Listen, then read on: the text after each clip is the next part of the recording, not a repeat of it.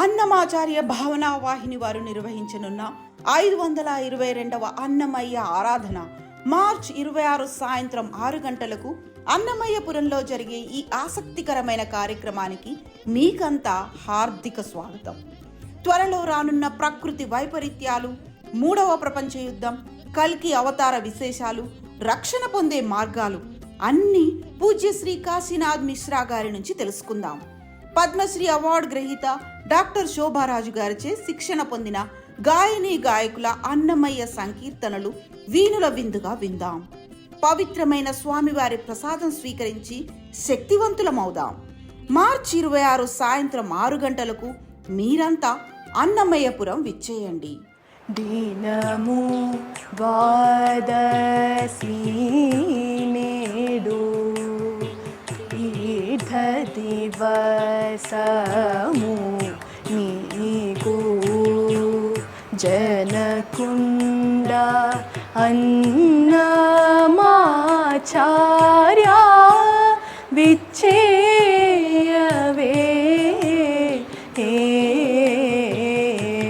దినము ద్వాదశి నేడు.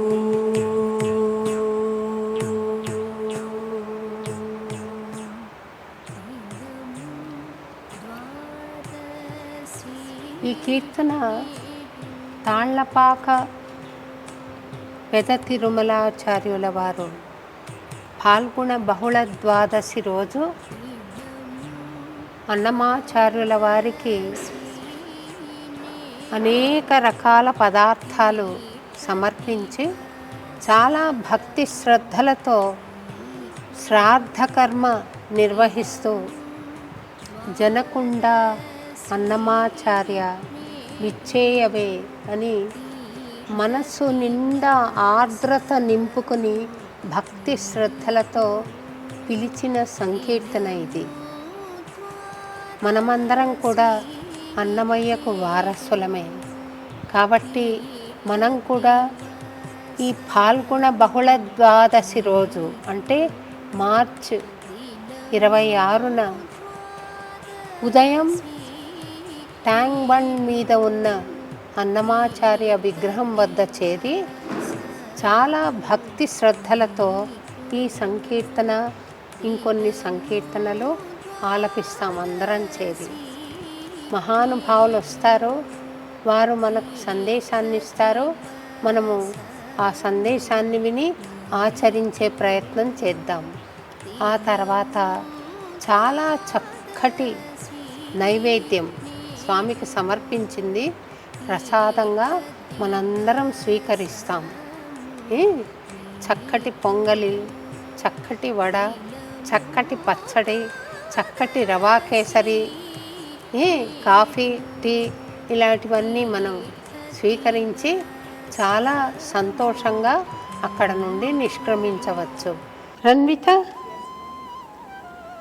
శ్రీనందకం అంటే ఏంటమ్మా? స్వామివారి ఖడ్గం. Very good. శ్రీనందకాంశంలో జన్మించిన వాగ్గేయకారుడు మీకు తెలుసా రాజేశ్వరి గారు? తెలుసండి, అన్నమాచార్య. గుడ్.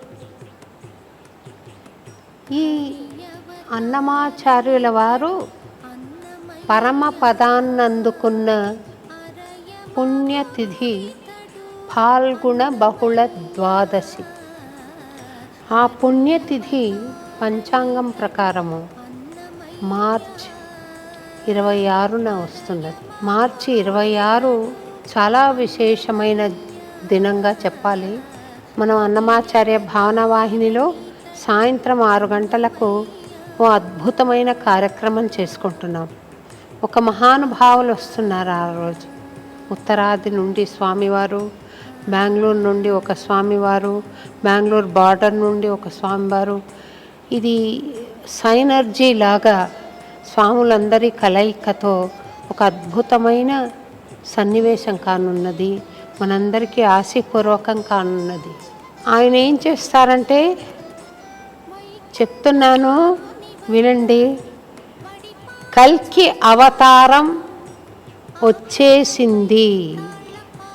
ఆ కల్కి 19 సంవత్సరాల యువకుడుగా ఉన్నాడు. ఎక్కడున్నాడో మనకు తెలియదు. అయితే ఎందుకు జన్మించారు ఇప్పుడు అనంటే చాలా ఉపద్రవాలు రానున్నాయి. 3వ ప్రపంచ యుద్ధం రానుంది. భూకంపాలు, సునామీలు, అగ్నిపర్వతాలు బద్దలవడాలు రకరకాలు ఉన్నాయి. ఇవన్నీ ఎందుకు జరుగుతాయంటే మనుషుల్లో ప్రేమ నశించింది, ధర్మం నశించింది. అందుకనే కల్కి అవతారం పుట్టాడు.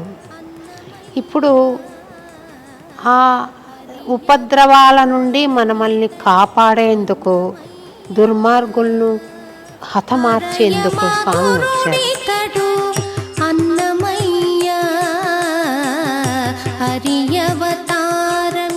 ఆ స్వామిని ఎలా చూడటం? ఈ ఉపద్రవాల నుండి మనల్ని మనం రక్షించుకోవడం ఎట్లా అంటే అందుకు ఒక అద్భుతమైన మార్గం. కల్కి అవతార విశేషాలను, మనం అనుసరించవలసిన మార్గాన్ని మనకు తెలిపే మహానుభావుడు మార్చ్ 26 సాయంత్రం 6 గంటలకు అన్నమయ్యపురం రానున్నాడు. ఎందుకు వస్తున్నారు?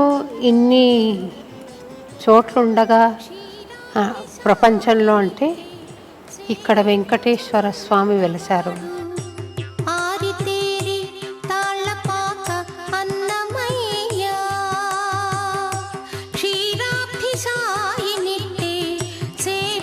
ఆయన ఎవరు? సాక్షాత్తు కల్కి అవతారం. అర్చామూర్తిగా వెలిశాడు వెంకటేశ్వరుడు. మానవాకృతిలో రానున్నాడు కల్కి అవతారం. ఆయన శక్తి మానవాకారంలో వస్తుంది. శ్రీనందకం స్వామి ఖడ్గం కదా, ఆ ఖడ్గం పట్టుకుంటాడు కల్కి. ఆ ఖడ్గమే అన్నమాచార్యుల వారు మానవాకృతిలో. కాబట్టి అన్నమయ్య పురాన్ని మించిన శక్తిపీఠం మరోటి లేదు. అందుకే ఆ స్వామి ఇక్కడికి వస్తున్నారు. 26న చక్కటి సందేశం మనకి ఇవ్వనున్నారు. మనము అద్భుతమైన సంకీర్తనలు ఆ రోజు పాడి ఆ స్వామిని ప్రసన్నం చేద్దాం. అలాగే స్వామివారి అనుగ్రహాన్ని పొంది ఎటువంటి ఉపద్రవాన్నైనా మనం విజయవంతంగా ఎదుర్కొని సురక్షితంగా సంకీర్తనలు పాడుకుంటూ హాయిగా ఉందాం. సరేనా? మీరంతా కూడా దయచేసి ఈ మహాయజ్ఞంలో పాల్గొనవలసిందిగా నేను మిమ్మల్ని కోరుతున్నాను. దయచేసి మీరంతా కూడా మార్చ్ 26న సాయంత్రం 6 గంటలకు అన్నమయ్యపురం రావాల్సిందిగా కోరుతున్నాను. ఈ సంకీర్తన గానం వినవలసిందిగా మరీ కోరుతున్నాను. అలాగే స్వామివారిచ్చే సందేశాన్ని అనుసరించి రక్షణ పొందవలసిందిగా మరీ కోరుతున్నాను. మీ అందరికీ భగవంతుడి అనుగ్రహం తెలుపుతూ సెలవు తీసుకుంటున్నాను.